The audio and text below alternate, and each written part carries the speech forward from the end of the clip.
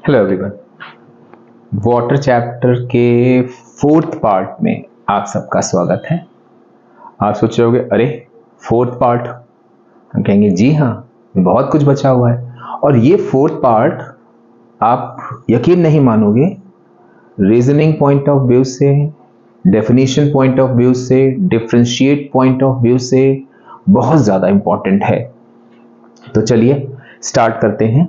और इसका कोई ऐसा पर्टिकुलर टॉपिक नहीं है, जैसे हम लोग देखा था सॉल्युबिलिटी या सॉल्यूशन इन इट्स टाइप। बहुत एन नंबर ऑफ डेफिनेशंस हैं यहाँ पर जो आप देखिएगा। अभी कोशिश करेंगे हम एक्सप्लेन करने की, उम्मीद है आपको समझ में आ जाएगा। बस आपको ध्यान रखना है 80 आउट ऑफ 80, बस सब कुछ समझ में आता जाएगा। हम लोग यहां पर बात करेंगे क्रिस्टल्स कि क्रिस्टल्स क्या होते हैं और क्रिस्टल के फॉर्मेशन का जो फिनोमिना होता है वो क्या कहलाता है। वो कहलाता है क्रिस्टलाइजेशन। क्योंकि ये भी भाई हमको अभी हम देखेंगे कि हम यहां पर क्रिस्टल्स की फॉर्मेशन करते हैं किसी भी हॉट सैचुरेटेड सॉल्यूशन को कूल करके। तो सैचुरेटेड आ गया, सॉल्यूशन आ गया, मतलब रेडी टू वाटर हो गया। तो हम लोग जरा यहां पर बात करते हैं सबसे पहले कि क्रिस्टल्स होते क्या हैं। आप मम्मी से पूछना, एक भगोने में पानी या कढ़ाई में पानी चढ़ा दिया, उसमें शुगर डाल दी और उसको खूब चलाते गए। थोड़ी देर बाद पानी सारा इवेपोरेट हो जाएगा और होगा क्या, ठंडा होने पर आप देखोगे शुगर जो है वो पूरी उस कढ़ाई में या जो भी बर्तन लिया उसमें चिपक गई। अब मम्मी उसको खुरच रही है, खुरच के निकालेंगी। निकालने पर आप देखोगे उसमें बहुत सारे डिफरेंट ज्योमेट्रिकल शेप के आपको कुछ सॉलिड मिलेंगे। एक्चुअल में वही जो है आपके होते हैं क्रिस्टल्स। यानी कि क्रिस्टल्स की डेफिनेशन जो है उसके लिए हम कुछ बेसिक की टर्म्स की बात करेंगे कि क्रिस्टल्स होते क्या हैं। कि डेफिनिट ज्योमेट्रिकल शेप, और ये शेप कोई भी हो सकता है। Geometrical shape, definite geometrical shape.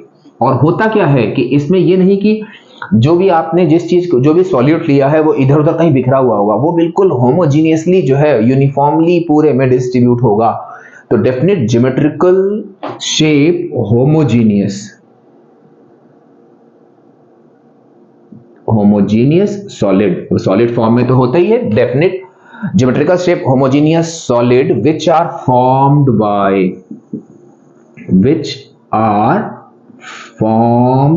Bye, जो कैसे बनते हैं भाई, हमको डेफिनेशन में सारे टर्म्स क्लियर करने हैं। फॉर्म्ड बाय, अब आप ध्यान देना, कूलिंग। अब कूलिंग किसकी करेंगे, जो हमने सैचुरेटेड सॉल्यूशन बनाया है, हॉट सैचुरेटेड, भाई हमने अभी जो शुगर वाला एग्जांपल दिया, सैचुरेटेड सॉल्यूशन, तो वो आपने क्या किया, उस पे जो है आप गर्म ठंडा होने पर आपने उसको खुरच के निकाला तो आपको ये सारी चीजें मिलेंगी। ये कहलाते हैं आपके इज कॉल्ड क्रिस्टल्स। मतलब वो एग्जैक्ट कोई डेफिनेशन एग्जांपल नहीं है, हमने आपको एक चीज बताई कि किस तरह से हम सैचुरेटेड सॉल्यूशन को कूल करेंगे तो हम देखेंगे कि हमको कुछ डेफिनेट ज्योमेट्रिकल शेप के होमोजीनियस सॉलिड मिल रहे हैं और यही आपके कहलाते हैं क्रिस्टल्स। तो हम इनकी अगर डेफिनेशन के की टर्म्स की बात करें तो ज्योमेट्रिकल शेप और होमोजीनियस सॉलिड, ये जो है आपको मिलते हैं कैसे, by cooling hot saturated solution is called crystals. अब हमने यहां पे आपसे कहा कि डिफरेंट ज्योमेट्रिकल शेप, तो आप यकीन नहीं करोगे कि वो शेप जो है आपके जैसे भी, जो भी आपने सैचुरेटेड सॉल्यूशन को कूल किया गर्म करके, तो जो शेप मिलेंगे वो आपका क्यूब भी हो सकता है, वो आपका रोम्बस भी हो सकता है। रोम्बस ना लिख के यहां पर हम लिखेंगे रोम्बिक फॉर्म, क्योंकि वो फॉर्म बन चुका है। एक हेक्सागोनल हो सकता है, कोई भी आपका जो है वो शेप का क्रिस्टल हो सकता है। डायमंड वो भी आपका एक क्रिस्टल होता है। तो ये हम लोगों की छोटी सी डेफिनेशन हो गई क्रिस्टल की। अब बात आ गई कि क्रिस्टल्स हो गए, तो अब यहां पे क्रिस्टलाइजेशन क्या होगा। क्रिस्टलाइजेशन, अब यहां पे क्या किया हम लोगों ने, हॉट सैचुरेटेड सॉल्यूशन को कूल किया था। तो जो भी प्रोसेस हम ले रहे हैं that process is called crystallisation.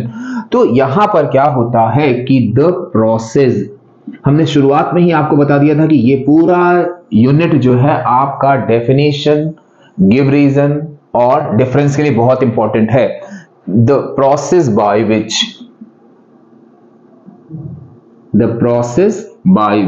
Crystals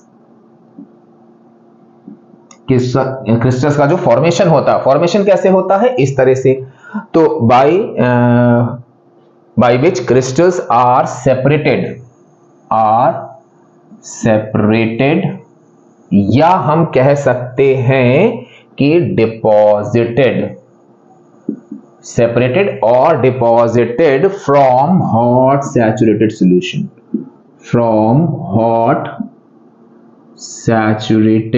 solution.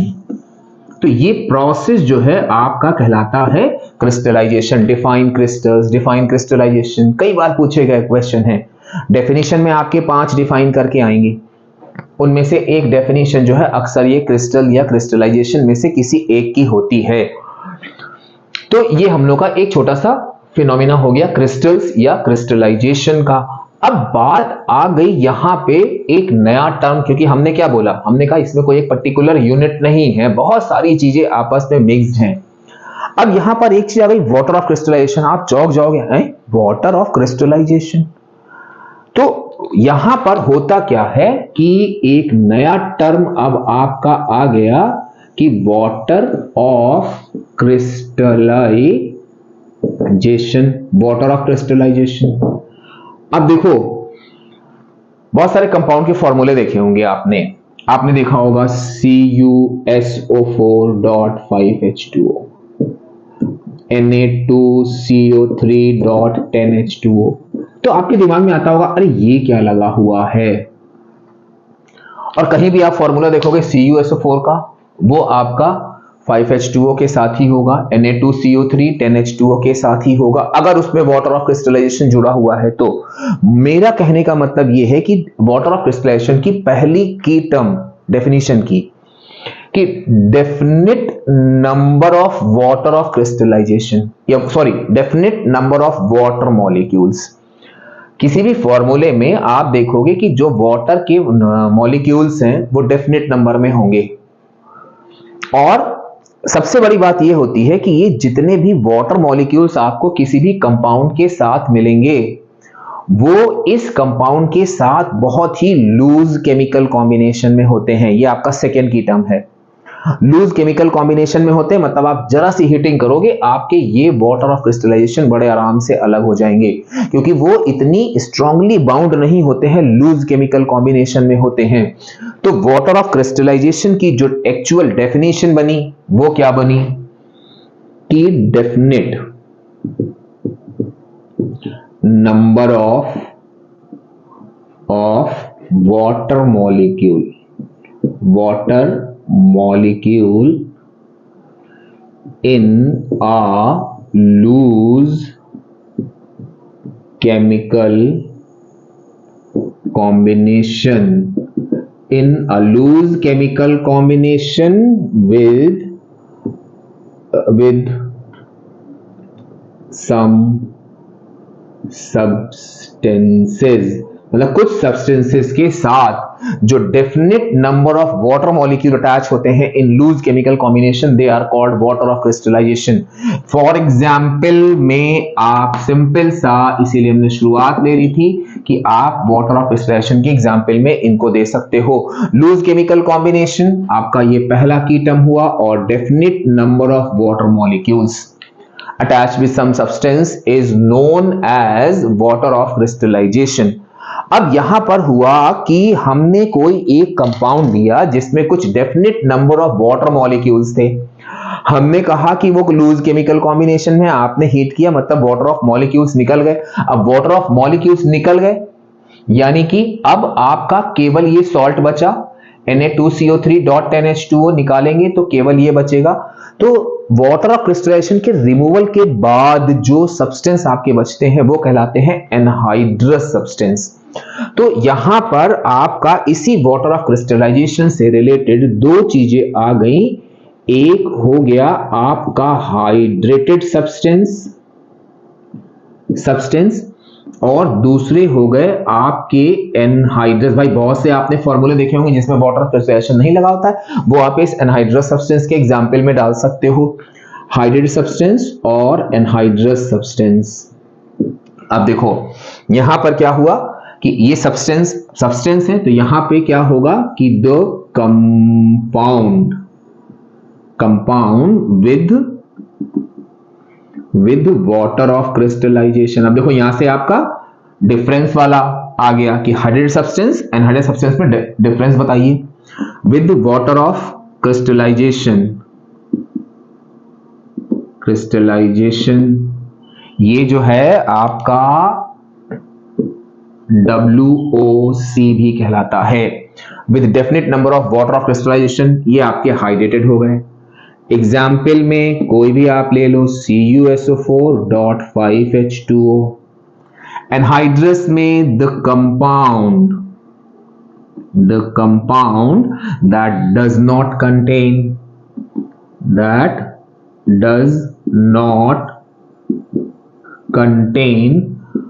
water of crystallization। यहां पे आप इसका ही CuSO4 केवल लिख सकते हो, या KCl, KNO3, NaCl, कोई भी ऐसा फॉर्मूला जहां पे वाटर ऑफ क्रिस्टलाइजेशन आपका ना लगा हो वो आप एज अ एग्जाम्पल यहां पर डाल सकते हो।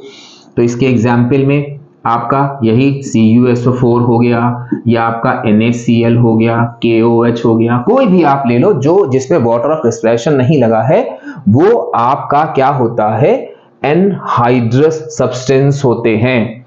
अब यहां पर हालांकि वो प्रैक्टिकल केमिस्ट्री में भी है आपका, एक हम बहुत इंपॉर्टेंट क्वेश्चन पे फोकस करेंगे आपका, कि हमने अभी बोला कि जो वाटर ऑफ क्रिस्टलाइजेशन होते हैं किसी भी कंपाउंड के संग, वो बहुत ही लूज केमिकल कॉम्बिनेशन में होते हैं। एक ही जो इंपॉर्टेंट टर्म है उसको हम बार बार इसीलिए रिपीट करते हैं।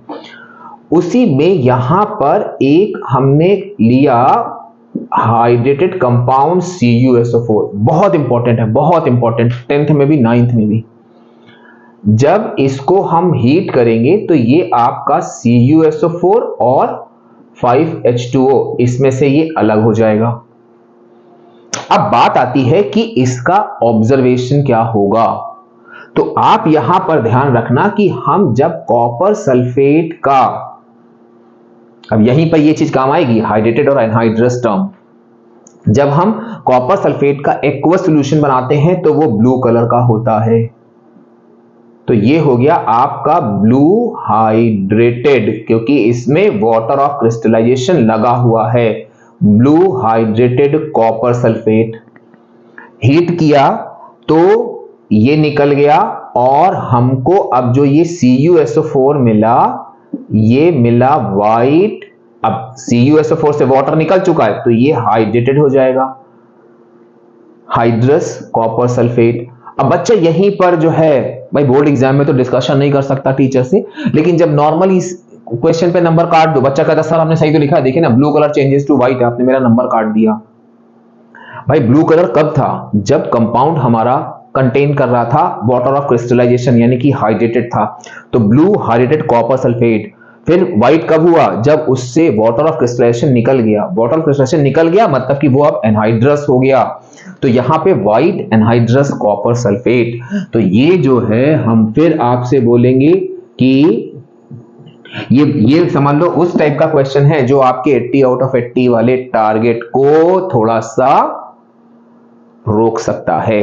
तो ये चीज आपको ध्यान रखनी है कि ब्लू हाइड्रेटेड कॉपर सल्फेट, ये आपका ऑब्जर्वेशन टाइप से क्वेश्चन आता है कि hydrated copper sulphate is heated, या hydrated copper sulphate is heated, तो blue hydrated copper sulphate changes to white anhydrous copper sulphate. तो ये हम लोग की एक छोटा सा फिनोमिना और हो गया वाटर ऑफ क्रिस्टलाइजेशन। बताया ना, इस पूरे उसमें जो है आपको खूब सारी डेफिनेशन मिलेंगी, डिफाइन द फॉलोइंग, उसके अलावा जो है डिफरेंस वाले क्वेश्चन और गिव रीजन वाले क्वेश्चन। अब देखो इसमें ये ऑब्जर्वेशन वाला क्वेश्चन आ गया, अब हम लोग आते हैं एक अपने नए फिनोमिना पे जो कहलाता है डेलिक्विसेंस। डेलिक्विसेंस, अब इस पर भी अभी आप देखना बहुत इंपॉर्टेंट रीजनिंग आएंगी। अब देखो होता क्या है, यहां पे बच्चा कहता अरे sir the salt that absorb moisture from atmosphere, and बस इतना बोल दिया, पूरा जीरो। ना शुरुआत का उसने किस तरह के कंपाउंड होते हैं, ना शुरुआत वाला वो टर्म लिया उसने, ना वाटर ऑफ क्रिस्टलाइजेशन के बाद जो इसकी स्टेट चेंज हुई उसको कहीं पे भी बच्चे ने रिफ्लेक्ट किया। तो आप कैसे इमेजिन कर रहे हो कि आपको मार्क्स मिल जाएंगे। तो यहां पर जो हमारा होता है वो, अब रेड पेन चला, मतलब कि की टर्म की स्टार्टिंग हो गई, यानी कि water soluble salts, water soluble salts, which when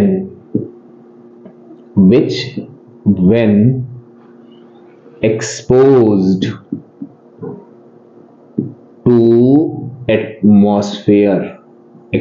to atmosphere,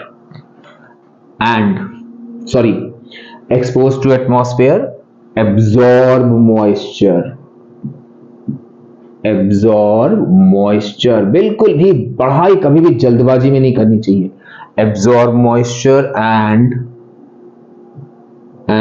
changes into liquid state, यानी कि ये अपनी स्टेट चेंज कर देते हैं और लिक्विड स्टेट में कन्वर्ट हो जाते हैं।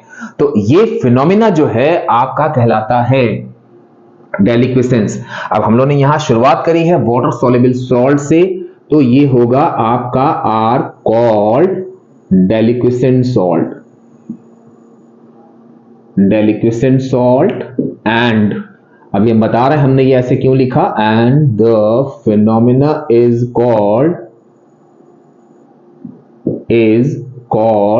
डेलिक्विसेंट। डेलिक्विसेंट होता क्या है कि कभी कभी डेफिनेशन में आता है डेलिक्विसेंट, बच्चा लिखता है वाटर सॉल्युबल सॉल्ट, यहां तक लिख के छोड़ देता है, भैया उन्होंने फिनोमिना पूछा है। तो इसीलिए हम हमेशा, मेरा ये होता है कि अगर उन्होंने डेलिक्विसेंट पूछा है या डेलिक्विसेंस पूछा है, आप ये पूरा लिख दो।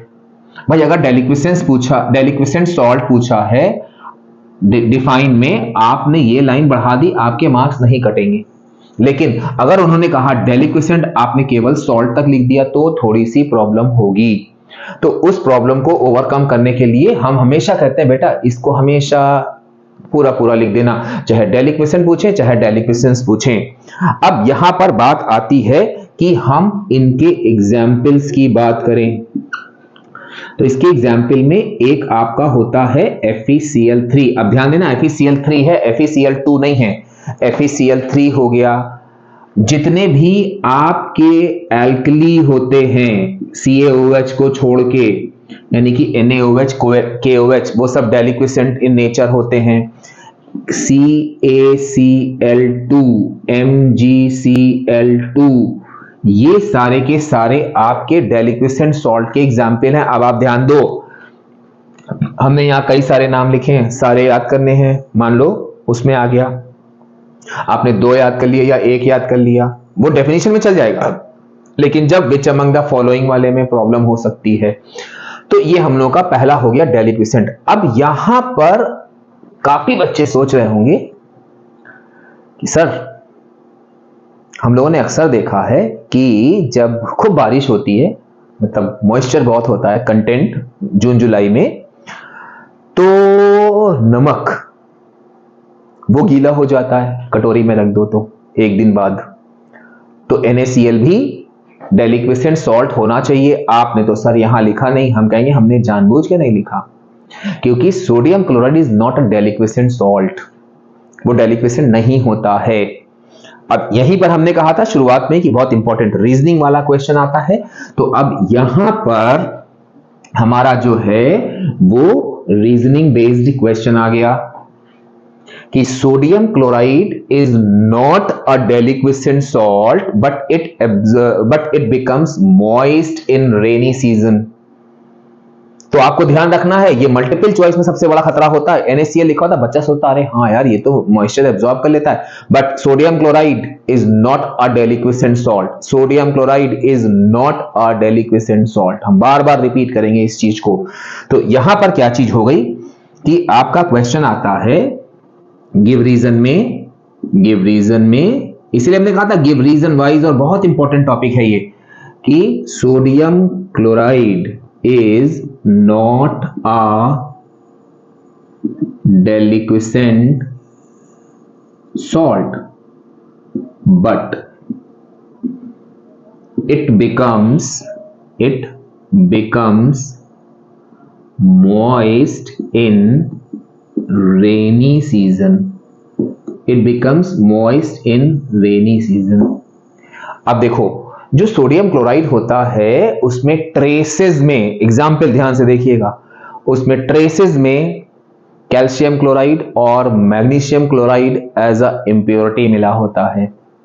अब आप देखो, calcium chloride, magnesium chloride deliquescent salt होते हैं, तो वो सोडियम क्लोराइड नहीं होता है जो आपका मॉइस्चर एब्जॉर्ब करता है। वो सोडियम क्लोराइड में जो कैल्शियम क्लोराइड और मैग्नीशियम क्लोराइड मिले होते हैं वो मॉइस्चर एब्जॉर्ब करते हैं। तो इसीलिए sodium chloride is never considered as a deliquescent salt. कभी भी मत लिखिएगा, याद रखिएगा।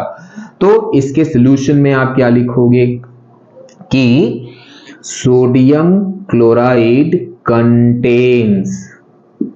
contains traces of MgCl2 and CaCl2 which absorb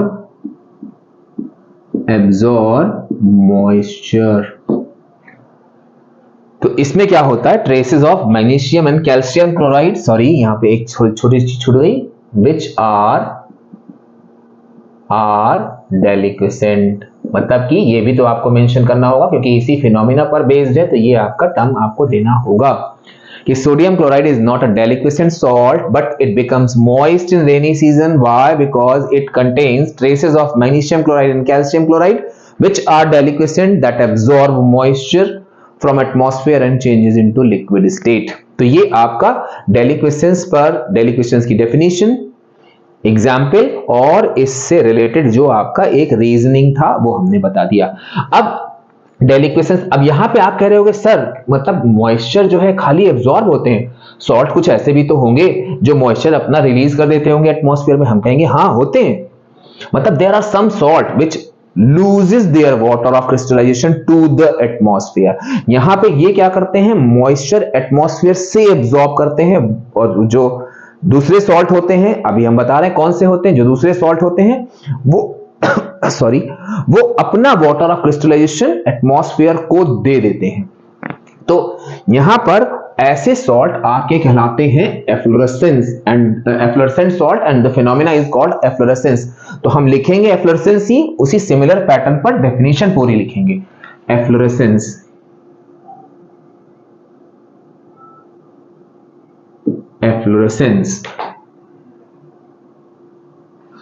efflorescence. तो अब यहां पर अब फिर से वही जो दूसरा मेन चीज आ गई कि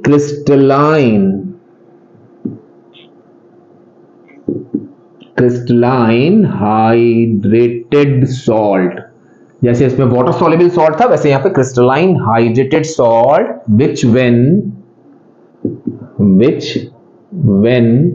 क्योंकि हमको सब चीजें ये तभी पता चलेगी जब हम उनको एटमॉस्फेयर में एक्सपोज करेंगे।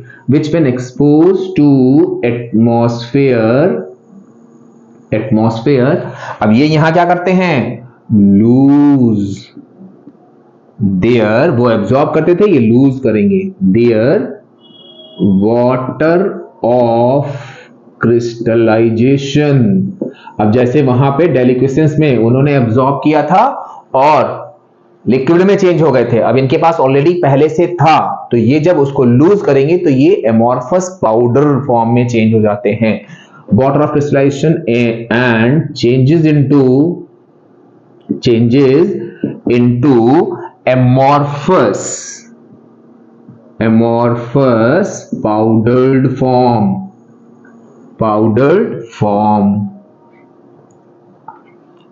is called efflorescent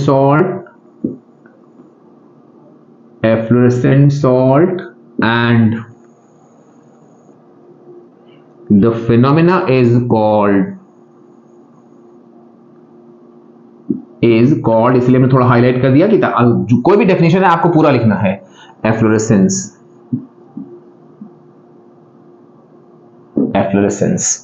तो अब इसमें मानी हुई बात है कि उनके पास ऑलरेडी अपना वाटर ऑफ क्रिस्टलाइजेशन होगा, तो एग्जाम्पल आपको ऑटोमेटिकली समझ में आ जाएंगे कि यहां पर इनके एग्जाम्पल में हम क्या लेंगे। तो इनके एग्जाम्पल में आपका हो गया CuSO4.5H2O, जो भी हम लोगों ने देखा, Na2CO3.10H2O, क्योंकि हम लोगों ने यहां शुरुआत में लिया क्रिस्टलाइन हाइड्रेटेड सॉल्ट। तो यहां पे एक चीज आपको ध्यान रखनी है कि वही एग्जाम्पल आप लिखोगे जिनमें वाटर ऑफ क्रिस्टलाइजेशन होता है। Na2CO3 हो गया, या आपका हो गया Na2SO4.10H2O, 10H2O। अब आप देखो ध्यान से, अच्छा एक चीज यहां पर हो गया कि loses their water of crystallization completely और partially। कंप्लीटली मतलब पूरा पूरा भी निकाल सकते हैं और ये थोड़ा सा भी निकाल सकते हैं। अब देखो यहां पर जरा हम लोग देखेंगे कि इनसे वाटर ऑफ क्रिस्टलाइजेशन कैसे निकलने हैं। अब आप देखो हम लोगों ने लिया CuSO4.5H2O, इसमें से केवल ये आपका, क्योंकि हम लोगों ने यहां लिखा है कंप्लीटली या पार्शियली, वाटर ऑफ क्रिस्टलाइजेशन पूरा निकल जाएगा या थोड़ा सा निकलेगा। यहां पर क्या होगा कि ये आपका CuSO4 पूरा पूरा कंप्लीटली निकाल देगा। ये आपका देता है Na2CO3.H2O प्लस 9H2O, यहां पे पार्शियल निकलता है, और यहां पे ये आपका पूरा पूरा निकल जाता है Na2SO4 प्लस 10H2O।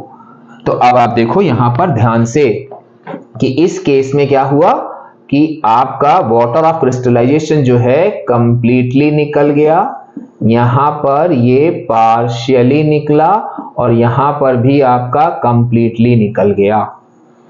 तो ये चीज आपको ध्यान रखनी है कि क्रिस्टलाइन हाइड्रेटेड सॉल्ट वो सॉल्ट जो एटमॉस्फेयर में रखने पर अपने वाटर ऑफ क्रिस्टलाइजेशन को या तो कंप्लीटली निकाल देते हैं या पार्शियली निकालते हैं। हमने एग्जांपल भी दे दिया। अब आप देखो हम लोगों ने देखा कि ये भी कंप्लीटली निकला था, ये भी कंप्लीटली निकला था। क्वेश्चन ऐसे ही बनते हैं। अब देखो इसमें पार्शियल निकल रहा है। Efflorescent salt that loses partial water of crystallization, name the following. अब कुछ नहीं करना है, हाइड्रेटेड सोडियम कार्बोनेट या Na2CO3.10H2O। तो ये कंपाउंड आपका हो गया। तो यही छोटी छोटी माइन्यूट चीजें ध्यान रखनी होती हैं। क्यों, हम फिर से आपसे कहेंगे, अब हमें कुछ बोलना ही नहीं पड़ा, आपने खुद ही कहा अरे सर 80 आउट ऑफ 80 के टारगेट के लिए, हमने कहा yes very good, 80 out of 80 के टारगेट के लिए हम लोगों को छोटी छोटी कोई भी चीजें छोड़नी नहीं है। तो ये हम लोगों का एक फिनोमिना और हो गया कि एफ्लोरेसेंस क्या होते हैं और डेलिक्विसेंस क्या होते हैं। अब यहां पर एफ्लोरेसेंस और डेलिक्विसेंस पर बेस्ड दो मोस्ट इंपॉर्टेंट रीजनिंग जो हम लोग अक्सर देखते हैं कि बच्चा छोड़ देता है, एक डेलिक्विसेंस पर बेस्ड है, एक एफ्लोरेसेंस पर बेस्ड है। हम लोगों ने यहां पर क्या लिया कि दो पहले हम क्वेश्चन लिखते हैं और फिर उसके बाद एक स्लाइड चेंज करेंगे, दोनों में बस मोर और लेस का फर्क होगा और आप देखोगे दोनों रीजन आपके तैयार हो गए। तो यहां पर आपका होता है कि एफ्लोरेसेंस इज मिनिमम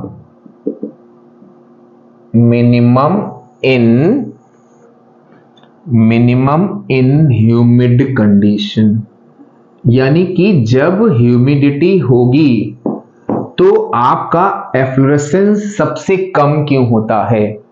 अब देखो आप भाई, ह्यूमिडिटी है यानी कि एटमॉस्फेयर में वाटर वेपर प्रेजेंट है, उनका कुछ प्रेशर होगा, और जो आपके एफ्लोरेसेंट सॉल्ट हैं उनमें भी वाटर ऑफ क्रिस्टलाइजेशन होगा, उसका कुछ अपना प्रेशर होगा। तो यहां पर एक्चुअल में क्या होता है कि इन ह्यूमिड सीजन या इन ह्यूमिड कंडीशन जो आपका वेपर प्रेशर होता है हाइड्रेटेड सॉल्ट का, vapour pressure of hydrated salt exceed then atmospheric humidity। भाई देखो आपने क्या किया, एक सॉल्ट लिया, उसको जो है एटमॉस्फेयर में रख दिया, अब वो हाइड्रेटेड सॉल्ट था। अब आप देखो ध्यान से कि ह्यूमिड कंडीशन में क्या होगा कि जो वेपर प्रेशर होता है हाइड्रेटेड सॉल्ट का वो ज्यादा होगा, तभी तो वो निकाल देगा भाई। एटमॉस्फेरिक ह्यूमिडिटी कम है तो जो चीज ज्यादा है वो बाहर निकल जाएगी। तो यहां पर क्या होगा कि जो ह्यूमिड कंडीशन में वेपर प्रेशर होता है हाइड्रेटेड सॉल्ट का वो एक्सीड करता है एटमॉस्फेरिक ह्यूमिडिटी से। अब सेम यही चीज आपकी होती है जो उसमें मिनिमम इन ड्राई कंडीशन, जो डेलिक्विसेंस होगा इज मिनिमम। आप देखो ना, जब मई जून की खूब तपती दोपहरिया होती है तो कहीं वहां पर आपका डेलिक्विसेंस होता है? नहीं। मॉइस्चर एब्जॉर्ब होते हैं? नहीं होते। मॉइस्चर कब एब्जॉर्ब होते हैं? जब जून जुलाई में बारिश हो रही होती है, एटमॉस्फेयर में ह्यूमिडिटी होती है। तो deliquescence is minimum in dry conditions. तो अब इसमें क्या होगा, ये आपका हो गया पहले वाले का आंसर। अब ये दूसरे वाले का आंसर क्या हो गया कि in dry conditions vapour pressure of salt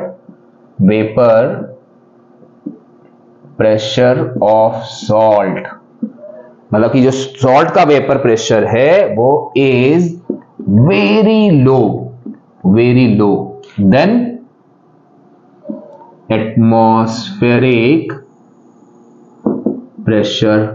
अब देखो उसका प्रेशर लो था तो कैसे वो अपना वाटर ऑफ क्रिस्टलाइजेशन जो है कैसे वो एब्जॉर्ब करेगा, तो यहां पर वेरी लो। तो ये दो मोस्ट इंपॉर्टेंट रीजनिंग हो गई जो आपको ध्यान रखनी है डेलिक्विसेंस और एफ्लोरेसेंस से रिलेटेड। नॉर्मली हम लोग क्या देखते हैं कि बच्चा इन रीजनिंग वाले क्वेश्चंस को समझ नहीं पाता और छोड़ देता है।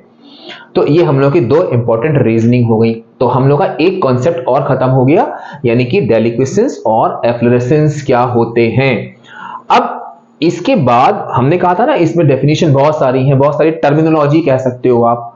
अब यहां पर बात आती है आपकी, भाई डेलिक्विसेंस हो गया, एफ्लोरेसेंस हो गया।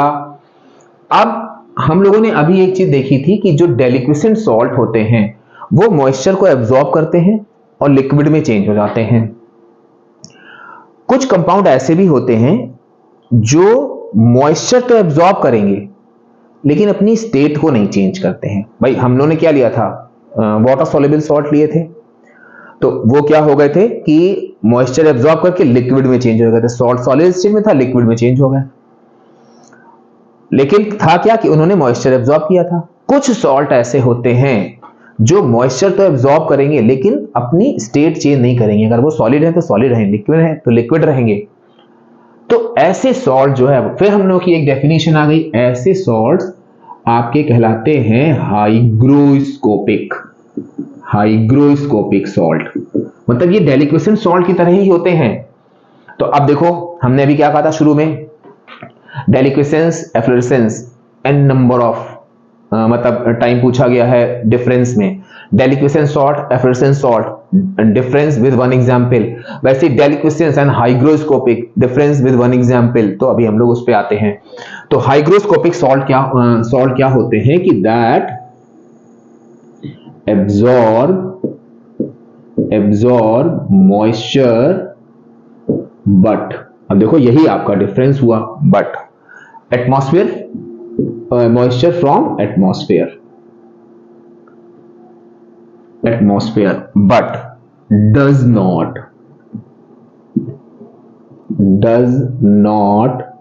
changes, ये की टर्म था तो हमने इसको हाईलाइट कर दिया, does not changes their state।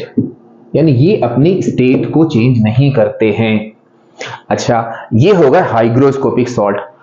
अब क्वेश्चन आया कि differentiate between hygroscopic and deliquescent salt, और ब्रैकेट में दिया 2 पॉइंट ऑफ डिफरेंस। तो एक चीज आपको ध्यान रखनी है भाई, क्वेश्चन टाइप ऑफ क्वेश्चन भी मालूम होने चाहिए। बच्चा क्या करता है, मतलब 2 डिफरेंस पॉइंट पूछे गए हैं, एक डेफिनेशन लिख देता है, एक एग्जाम्पल लिख देता है। Examples are never considered as point of difference, तो वो आपको 2 पॉइंट ऑफ डिफरेंस ढूंढ ढूंढ के लिखने पड़ेंगे। आप कहोगे अरे सर, अगर हम हाइग्रोस्कोपिक और डेलिक्वेसेंट में बात करेंगे तो उसमें डिफरेंस तो एक ही हुआ कि डेलिक्वेसेंस चेंजेस देयर स्टेट और hygroscopic does not changes there state. तो हमने कहा भैया अभी ठहर जाओ, हम हैं, टेंशन ना लो, हम दोनों बताएंगे। तो यहां पर हम लोगों ने क्या किया कि इसको वैसे ही क्वेश्चन में ही फॉर्म कर लेते हैं। हम लोगों ने यहां क्या लिया, डेलिक्वेसेंट लिया, यहां लिया हाइग्रोस्कोपिक। ठीक है, डेलिक्वेसेंट में क्या होगा कि एब्जॉर्ब मॉइस्चर, जब तक ये ना कहा जाए कि 1 point of difference with 1 example, तब तो आपको एक ही पॉइंट ऑफ डिफरेंस एक एग्जाम्पल के साथ देना है। लेकिन 2 पॉइंट ऑफ डिफरेंस, तो वहां पे example are never considered as the difference. Absorb moisture and changes into, इसीलिए जो जो क्वेश्चन आते हैं हम सब क्वेश्चन बना दे रहे हैं आपके, चेंजेस इनटू लिक्विड स्टेट। और यहां पर क्या होगा कि does not changes it's state. यहां भी बच्चा उस पॉइंट को छोड़ देता है, डिफरेंस के एग्जाम्पल से डिफरेंशिएट कर देता है और ध्यान नहीं देता है बस। अब इसका सेकेंड पॉइंट देखो आप, हमने इसीलिए जब शुरुआत में डेलिक्वेसेंस की डेफिनेशन लिख रहे थे तो हमने क्या किया था कि एक टर्म हाईलाइट किया था, और वो टर्म हाईलाइट क्या किया था हम लोगों ने कि जो डेलिक्वेसेंट होते हैं वो आपके क्रिस्टलाइन सॉलिड होते हैं, क्रिस्टलाइन सॉलिड होते हैं। लेकिन जो हाइग्रोस्कोपिक होते हैं वो आपके एमॉर्फस सॉलिड हो, एमॉर्फस सॉलिड, या आपके वो लिक्विड स्टेट में हो सकते हैं। और हाइग्रोस्कोपिक का द बेस्ट एग्जाम्पल है आपका concentrated sulphuric acid. Sulphuric acid, इस पर अभी हम काफी डिटेल में बात करेंगे क्योंकि अभी 2 फिनोमिना देखेंगे, उनके एग्जाम्पल में भी सल्फ्यूरिक एसिड है। तो एक क्वेश्चन बन के आता है कि the substance that behaves like hygroscopic, और बाकी के जो 2 फिनोमिना अभी देखेंगे वो सरप्राइज रखते हैं। तो वो तीनों में आपका आंसर होता है सल्फ्यूरिक एसिड। तो ये हो गया हम लोग का डेलिक्वेसेंट और हाइग्रोस्कोपिक में डिफरेंस। अब बहुत छोटा सा चीज और बचा है बस। अब एक चीज आपकी आती है कि ड्राइंग एजेंट और डिहाइड्रेटिंग एजेंट, और यही वो है कि जब कॉन्क H2SO4 आप लोगे, it behaves like a drying agent, dehydrating agent and hygroscopic all. तो जब क्वेश्चन आता है कि the substance that behaves like drying agent, dehydrating agent and hygroscopic substance, sorry, तो बच्चा नॉर्मली आंसर नहीं लिख पाता है। तो हम लोग अब नेक्स्ट उस पे आते हैं, ड्राइंग एजेंट। अभी कुछ एग्जाम्पल हैं, उनको अभी हम अलग से करके लिखेंगे, ड्राइंग एजेंट और डिहाइड्रेटिंग एजेंट। डिहाइड्रेटिंग एजेंट, अब देखो आप बहुत ध्यान से सुनना, एक छोटा सा डिफरेंस है बस, इसको एक एग्जाम्पल से इलस्ट्रेट करते हैं। हम लोग देखते हैं कि हम लोग HCl गैस बना रहे हैं, अभी आप 10th में पढ़ोगे, जो कि जब बनती है तो थोड़ी सी मॉइस्ट होती है। और हमने क्या किया कि इस HCl गैस को कॉन्क H2SO4 से पास कराएंगे। तो हम देखेंगे कि जो HCl हमारी गैसियस फॉर्म में थी वो हमको ड्राई मिल गई। मतलब यहां पर क्या हुआ, आप कहोगे अरे सर जो मॉइस्चर थे HCl के वो H2SO4 ने एब्जॉर्ब कर लिए होंगे। हमने कहा वेरी गुड। अब हम आते हैं डिहाइड्रेटिंग एजेंट। हमने एक बहुत सिंपल सा एग्जाम्पल लिया C6H12O6 और इसमें हमने कॉन्क H2SO4 डाल दिया। तो हम देखेंगे कि 6C प्लस 6H2O। अब हमने आपसे कहा कि भाई ये हमारा ग्लूकोज का एग्जाम्पल है। अब क्या इस ग्लूकोज में कहीं वाटर था? वो तो सिंपल पाउडर के फॉर्म में होता है, तो ये वाटर कहां से रिलीज हो गया? तो आप कहोगे सर इसके फॉर्मूले में हमको ये वाटर दिख रहा है। हमने कहा वेरी गुड, यानी कि इस वाले कंपाउंड में ये वाटर जो है इस कंपाउंड के संग केमिकली कंबाइन है। तो यहां पे H2SO4 ने जब डिहाइड्रेटिंग एजेंट की तरह बिहेव करेगा तो ये क्या करता है कि रिमूव्स, मतलब जो डिहाइड्रेटिंग एजेंट, ये तो हमने एग्जांपल लिया है, जब आप नॉर्मल लिखोगे तो the compound that removes chemically combine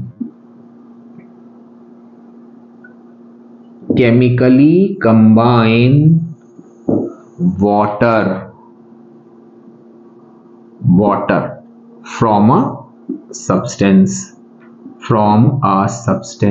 मतलब ये मतलब जो कॉन्क H2SO4 है it has very strong affinity for water. कहीं भी वाटर देखेगा चाहे वो फॉर्मूले के अंदर क्यों ना हो, वो उसको तुरंत खींच लेता है अपने पास। जैसे आप ये देखो C2H5OH, अब इसमें आपने क्या किया, कॉन्क H2SO4 डाला, ये हमारा एक होता है इथेनॉल।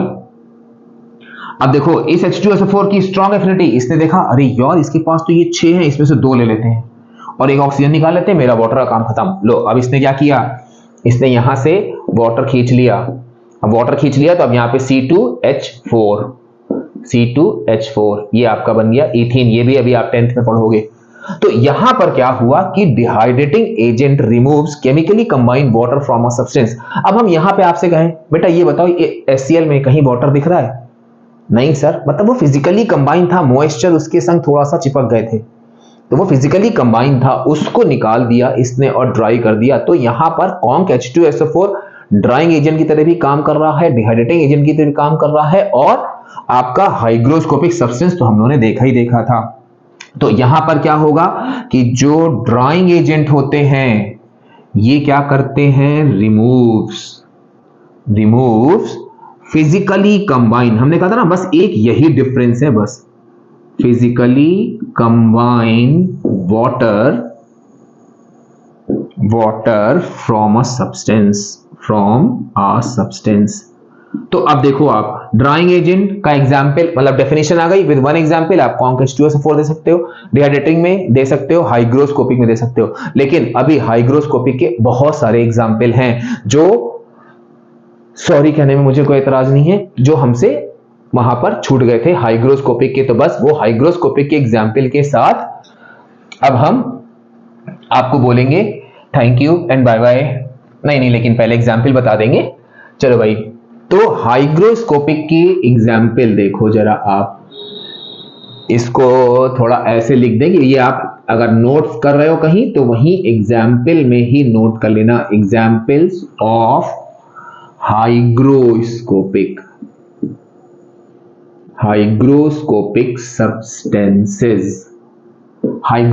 सब्सटेंसेस। अब देखो यहां पे आपका होता है कैल्शियम ऑक्साइड, जिसको हम लोग बोलते हैं क्विक लाइम। आप नाम फॉर्मूला कुछ भी लिख सकते हो, और इसमें भी अभी आप देखो कई एग्जाम्पल है, आपको सारे लिखने होंगे, ध्यान रखना। यहां पर आपका होता है कैल्शियम क्लोराइड, यहां पर आपका एग्जाम्पल होता है P2O5, और ये तो हम लोग डिस्कस कर ही चुके हैं कि कॉन्क H2SO4। तो ये हाइग्रोस्कोपिक के एग्जाम्पल उधर छूट गए थे, ये आप नोट कर लीजिएगा। तो आपने खुद ही देखा होगा कि कितना इंपॉर्टेंट टॉपिक है ये, चाहे डेफिनेशन वाइज हो, डिफरेंस वाइज हो, गिव रीजन हो, काफी सारा इंपॉर्टेंट पोर्शन। मतलब वाटर का आप ये कह सकते हो कि पूरे वाटर का द मोस्ट इंपॉर्टेंट पार्ट है ये आपका, other than hard water and soft water, जो हम अभी अपने नेक्स्ट वीडियो में कवर करेंगे। तब तक फिर आप अपना काम करो, मैंने तो अपना काम कर दिया, अब आपको अपना काम करना है, इसको आप पढ़ो। अगर आपको लगता है कोई चीज़ छूटी है तो आप टेक्स्ट करके हमें बताओ। लाइक करो, सब्सक्राइब करो, शेयर करो और ऐसे ही 80 आउट ऑफ 80 के लिए आगे बढ़ते रहो। नेक्स्ट वीडियो में फिर मिलेंगे। Till then bye bye.